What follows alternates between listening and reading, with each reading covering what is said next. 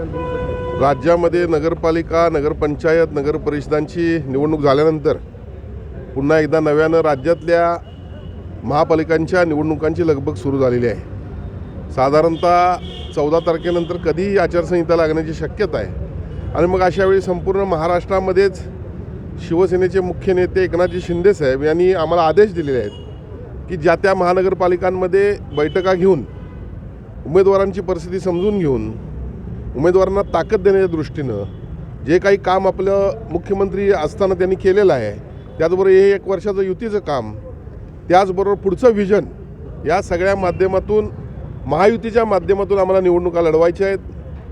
आणि एकंदरीतच राज्यातली परिस्थिती जर पाहिली तर महायुतीला मोठ्या प्रमाणात जनाधार मिळतेला आपल्याला दिसतोय आणि यासाठी आज ही बैठक या ठिकाणी आयोजित केलेली आहे।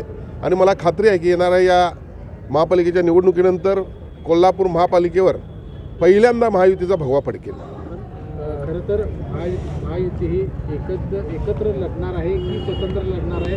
सध्याचं राज्यातलं चित्र बघितलं तर युती होईल असं वाटतं का महापालिकेत? आम्ही सर्वजण सकारात्मक आहोत आणि मुख्यमंत्री असतील, उपमुख्यमंत्री असतील, हे नेहमीच म्हणतात की जास्तीत जास्त आपण जिथं होईल तिथं युती करावी।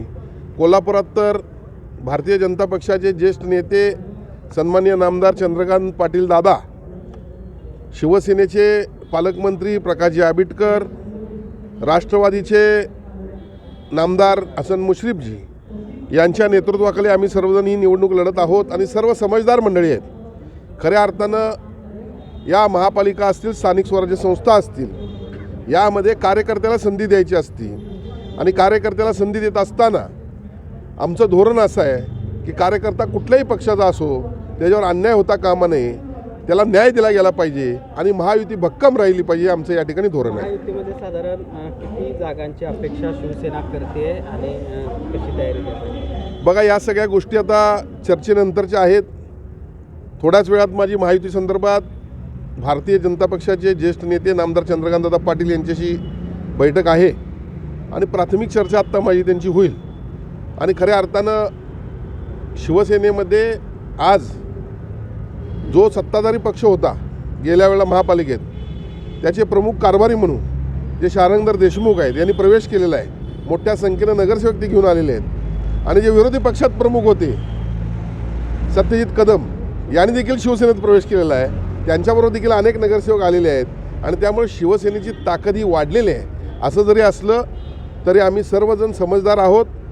भारतीय जनता पक्ष, शिवसेना आणि राष्ट्रवादी या तिन्ही पक्षातील कार्यकर्त्यांवर अन्याय होणार नाही आणि सर्वजण एकजूट राहू, अशा पद्धतीची आमची भूमिका आहे।